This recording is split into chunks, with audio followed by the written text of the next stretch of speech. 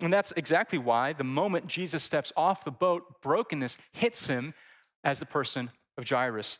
Verse 22 says that Jairus was a ruler of the synagogue.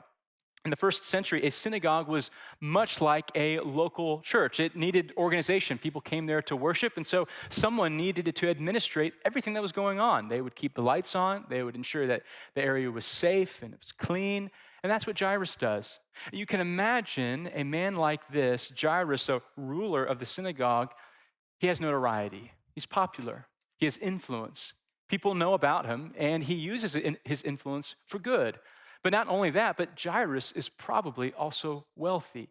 He certainly has means. As a ruler of the synagogue, he probably lived a comfortable, easy life, and yet he is hit by the same brokenness that the demon-possessed man in verses earlier was experiencing. He held power and influence, and yet he is still affected by sin. And his takes the form of a dying daughter, and his desperate situation, which we should read as desperate, begs the question, how are broken people restored? I mean, do you notice the incredible juxtaposition of Jairus' identity and then his behavior? Right? Jairus is a wealthy, respected, prestigious member of society, and yet he's come face to face with darkness, so much so that he runs to Jesus and falls at his feet. When was the last time you saw someone notable and popular fall at someone else's feet? Jairus' influence, career, nobility, respectability, money, and connections can't do anything to help him from the desperate, sin-broken situation he's experiencing. And that is a really important reminder for us today.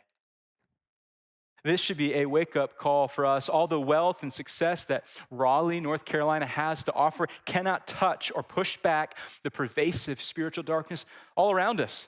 I mean, our comfortable office jobs are not immune to the cancer diagnosis.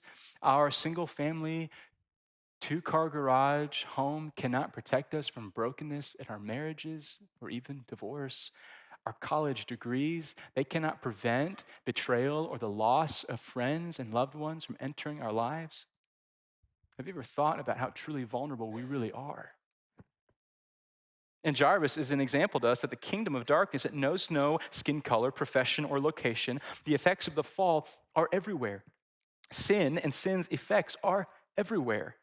The beauty of Christ, though, is that he can actually enter in and reverse the kingdom of darkness and bring light and life